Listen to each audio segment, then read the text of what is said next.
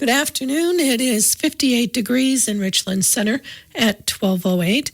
For WRCO News, I'm Joanne Krulotz. President Joe Biden is back in Wisconsin tomorrow.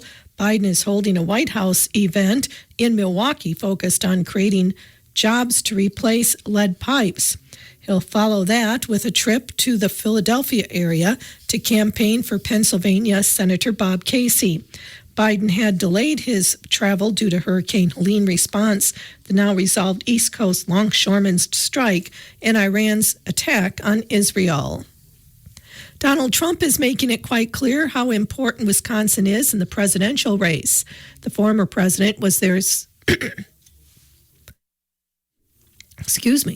former president was here Sunday for the fourth time in 8 days as his campaign showers attention on a pivotal state where Republicans fret about his ability to match Democrats' enthusiasm and turnout machine.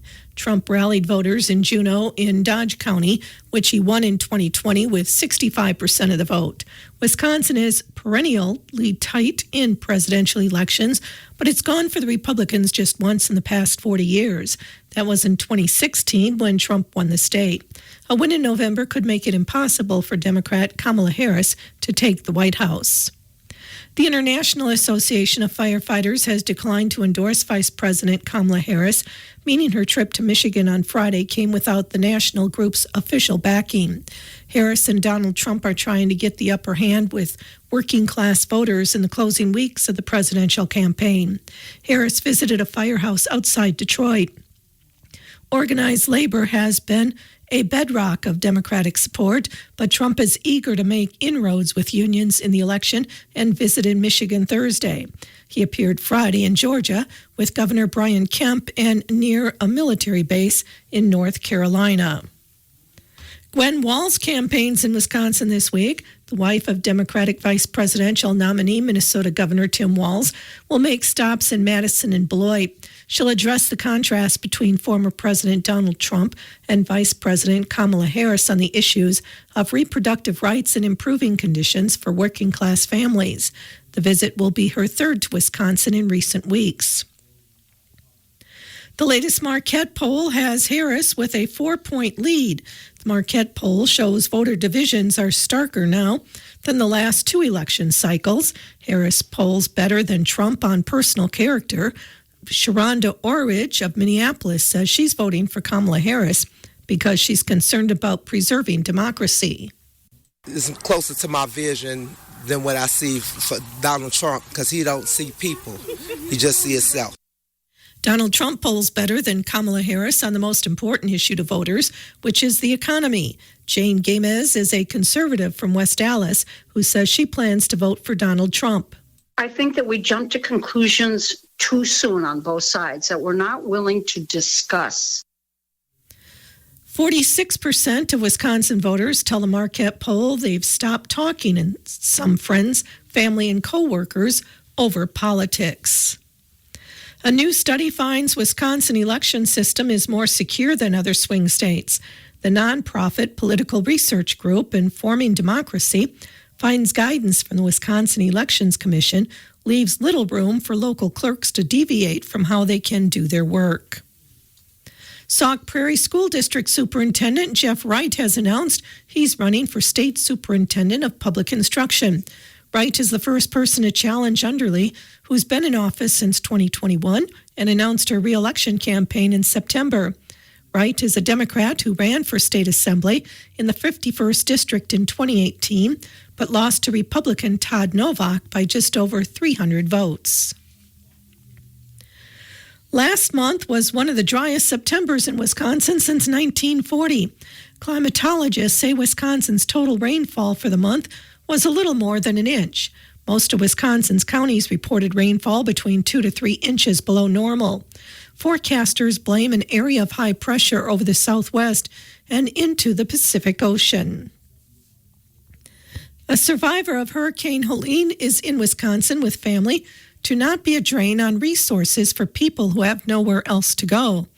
Andrea Ducklow said while things are devastated in her little town of Spruce Pine, North Carolina, people are getting help. There are supplies getting to people. They have different areas set up for people to get things they need. She said the destruction is everywhere, but the spread of misinformation on social media is causing harm too. Don't politicize our disaster because there's a lot of people missing. There's a lot of people that have died, and there's a lot of people that have lost everything. If you would like to make a donation to help those affected by Hurricane Helene, a Help Families Affected by Hurricane Helene tab can be found at civicmedia.us. Gas prices fell 8.3 cents per gallon over last week. The average across the state today is $2.99. This is almost 8 cents lower than a month ago and 32 cents lower than this time last year. The price in Richland County averages $3.06. Patrick DeHaan with Gas Buddy warns that with an active hurricane season and unrest in the Middle East, gas prices could increase again. The chair of the Federal Trade Commission stopped in Madison to discuss the economy. Lena Khan says the FTC is keeping an eye on what it calls surveillance pricing, where companies may be able to charge each person a different price based on what they know about you. Khan says in food and agriculture, more markets are being controlled by fewer companies. Khan was joined by Democratic U.S. Representative Mark Pocan and a Dane County business owner during the stop. Wisconsin Manufacturers and Commerce, the combined State Chamber of Commerce and Manufacturers Association, presented Representative Tony Kurtz with a Working for Wisconsin Award. Representative Kurtz was honored for his work during the most recent legislative session. The Working for Wisconsin Award recognizes legislators who supported specific pro-growth policies and earned a high rating on WMC's biennial legislative scorecard. The Working for Wisconsin Award is based on individual voting records, regardless of a legislator's partisan affiliation. Legislators who earn the award each session supported pro-growth policies and reforms aimed at improving the state's business climate. All Wisconsin legislators are considered for the award, but it is only earned by those who consistently vote to make Wisconsin a better place to do business. Working for Wisconsin Award winners must receive at least a 70% rating on the WMC legislative scorecard. If you are adding or changing your Medicare or healthcare.gov coverage during open enrollment, watch out for unsolicited calls claiming to help you find the best deal. Unfortunately, scammers see this open enrollment period as a chance to trick people out of money and personal information. Open enrollment for Medicare runs from October 15th through December 7th for Medicare. Medicare Advantage open enrollment is from January 1st to March 31st, or within 3 months of getting Medicare. Healthcare.gov open enrollment begins November 1st. December 15th is the last day to enroll or change plans for coverage. Starting January 1st and January 15th is the last day to enroll for coverage starting February 1st. Selecting a health insurance plan can be challenging and complex. Be on the lookout for common red flags. Be wary of anyone who contacts you out of the blue. Healthcare.gov and Medicare provide legitimate help for determining which plan is right for you. These people, sometimes called navigators or sisters, cannot charge for their support. If someone asks you for payment, it's a scam. You will also need to contact them on your own. They will not call you first. Be wary of free gifts and health screenings. Keep a healthy level of skepticism on any time a broker offers you free gifts or other special deals. Never sign up with a broker who offers you an expensive sign-up gift in exchange for providing your Medicare ID number or additional personally identifiable information. Other times, brokers offer free health screenings to weed out people who are less healthy. This technique is called cherry picking and is against Medicare rules. Guard your government-issued numbers. Never offer your Medicare ID number, Social Security number, health plan info, or banking information to anyone you don't know. Go directly to official websites. If you want to make changes to your healthcare plan, go directly to Medicare.gov, Healthcare.gov, or your employer's health insurance provider. Contact your employer directly. If you receive an unexpected email about benefits, policies, ask your employer about it before you click on anything to make sure it's legitimate. If you are unsure whether a call or offer is from Medicare or you gave your personal information to someone claiming to be with Medicare, call 1-800-MEDICARE to report it. If you suspect fraud when signing up for ACA coverage, go to healthcare.gov or call the Health Insurance Marketplace call center at 1-800-318-2596. The search for new Madison school superintendent cost over $100,000. New superintendent Joe Gothard was hired this year following a nationwide search. The Madison native is nationally recognized for his work as superintendent of St. Paul Public Schools in neighboring Minnesota. But the State Journal reports the district had to spend over $100,000 to find him between consultants, travel, and hotels. Gothard will be making just under $300,000 a year to lead the district. A higher than usual number of emergency calls from Camp Randall during this weekend's Badgers game. While the team trounced Purdue on a beautiful fall afternoon, paramedics and police were busy in the stands with 43 first aid calls and 26 total ejections from the stadium. There were 9 arrests, 7 for throwing objects, and 2 for underage drinking. 5 people were taken from the stadium by ambulance, and 2 were sent to detox. City Utilities of Richland Center will be hosting a customer appreciation cookout Wednesday at the Community Center in Richland Center.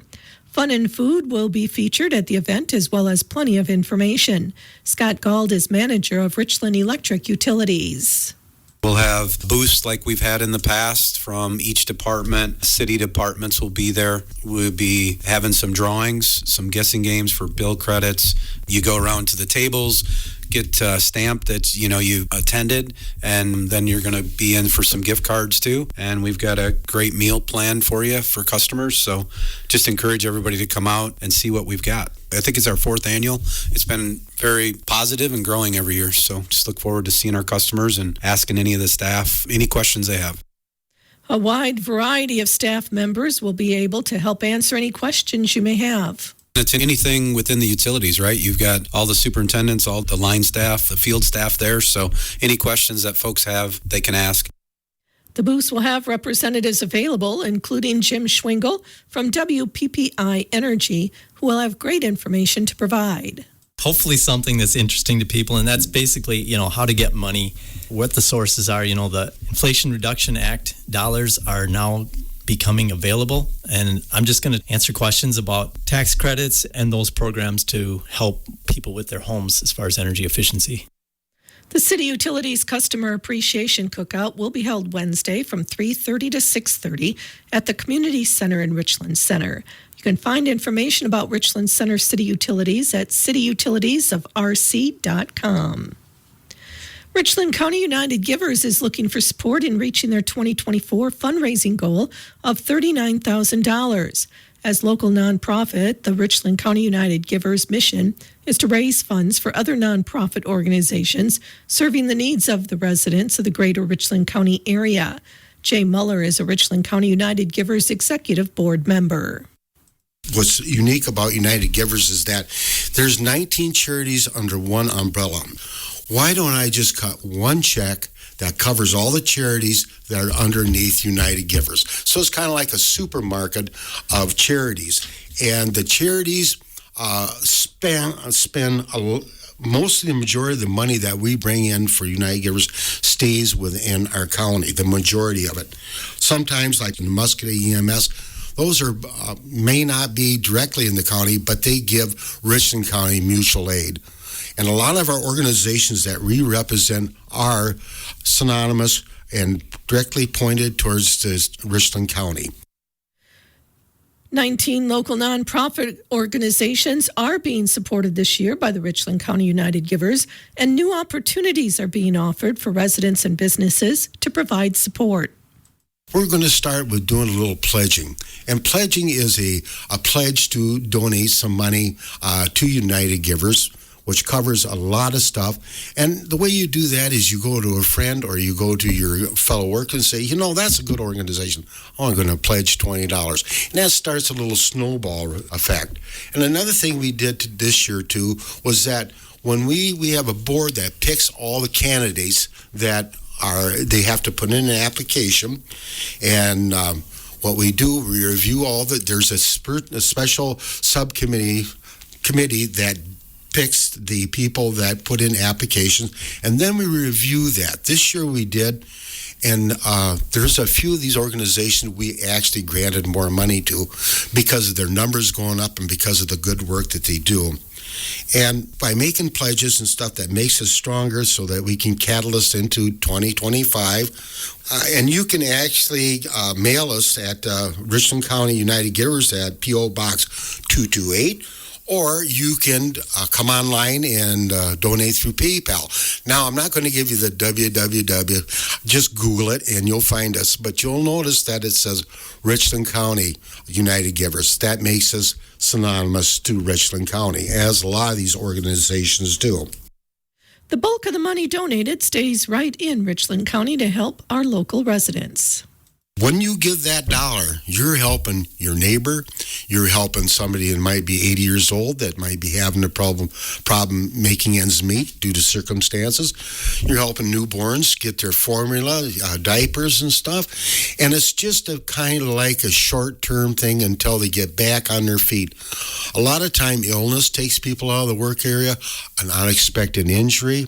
It happens to everybody. So these charities are set up to help them along their way. Donations to help the Richland County United Givers meet their 2024 fundraising goal of $39,000 can be done online at rcunitedgivers.org or mailed to Post Office Box 228 Richland Center, 53581. For more information, visit the Richland County United Givers website or email them at rcunitedgivers@yahoo.com. Boscobel Mobile Pack Home Team will be hosting a harvest dinner and auction this Saturday at the Boscobel Bowl and Banquet. There will be plenty of fundraising activities and a delicious meal will be served as well. Bruce Pitsley of Boscobel Mobile Pack Home Team is an organizer of the event. We will be having a live auction, a silent auction, a raffle, and we're also having a meal. And the meal will be smoked pulled pork sandwiches, cheesy potatoes, coleslaw, beans, and we're having dessert also. And we are asking $10 donation at the door, and we're just hoping to have a really nice turnout to help support the Boscobel Mobile Pack. All auction items are donated. Boscobel Mobile Pack Home Team hosts auctions throughout the year to help raise funds. We've had auctions in the past, and in February we do our pie auction, which is very well attended, and that's an excellent fundraiser. We've done fundraisers in October for several years, and this will be our fourth auction in the fall. We did 2 of them at the farmers market in Boscobel, and last year we did one at the bowling alley, and we're going to do that one again this year. It was very well attended last year. We had several really cool items to auction off. There was a lot of handcrafted wood items, quilts, electronics. Last year we had a person step up and donate over 70 brand new items, and that individual will be doing that again this year for this auction. The $10 donation and other funds raised will help Mobile Pack provide meals for Feed My Starving Children. Feed My Starving Children does not receive any government aid or any other aid. It's all donations and volunteers that drive this company. So that's why when a host team hosts a mobile pack in their community, they're responsible for raising money to pay for those ingredients that make up those Manipack meals. The Boscobel Mobile Pack host team for Feed My Starving fundraiser event will be held Saturday at Boscobel Bowl and Banquet. It will start at 5 with an auction preview. For a $10 donation, you can enjoy a dinner at 6 and the auction will begin at 7. Silent auction closes before the live auction begins. Donations can be dropped off Thursday and Friday between 4 and 8. The Office of Business and Entrepreneurship, Greene County Development Corporation, Prosperity Southwest, and Black Hawk Technical College will host a small business clinic free to all participants Friday at Black Hawk Technical College's Monroe campus. This free event begins at 9 and is choose your own adventure for entrepreneurs. Come for the day or for a specific session. Participants can schedule 30-minute individual sessions with consultants to discuss starting a business, financials, marketing, taxes, revolving loan funds, international trade, or legal matters. The confidential free one-on-one appointments can be scheduled between 9 and 4. Consulting services will be available in Spanish from 11 to 4. In addition to the 30-minute appointments, participants may choose to attend lecture-style group sessions featuring general business law with UW-Madison's Law and Entrepreneurship Clinic, business taxes with the Department of Revenue, Marketing 101, funding your business with revolving loan funds, and international trade and opportunities for women in entrepreneurship. Stay for lunch and mingle with local organizations that support entrepreneurship in the region, meet fellow entrepreneurs, and learn about programs in the region that support small businesses. Local Southwest Wisconsin SBDC business consultant and State Small Business Credit Initiative Specialist Nora Ruffenschmidt will be available for free and confidential small business consulting. Contact her at nora.ruffen-schmidt at business.wisconsin.edu. Register for the clinic to be held Friday by calling 608-716-9441. That's 716-9441. A tree that's traveled further than nearly any human in history has been planted in Dunn County. The Dunn County Historical Society was chosen by NASA to participate in their Moon Tree program, which saw the seedling for the tree travel around the moon and back before being given to the Historical Society. Officials from the Dunn County Historical Society say they were chosen because they'll be able to keep the tree alive and use it as an educational tool. The seedling they received was on NASA's Artemis 1 space launch. The winners of the Richland FFA Alumni Raffle have been announced. The grand prize winner of a 1940-era Alice Chalmers WC is Claire. The second prize, a $500 gift certificate to the Richland Locker, is Brian Dagg. And third prize of $250 cash goes to Harold Geis. The Richland FFA alumni wishes to thank everyone who participated.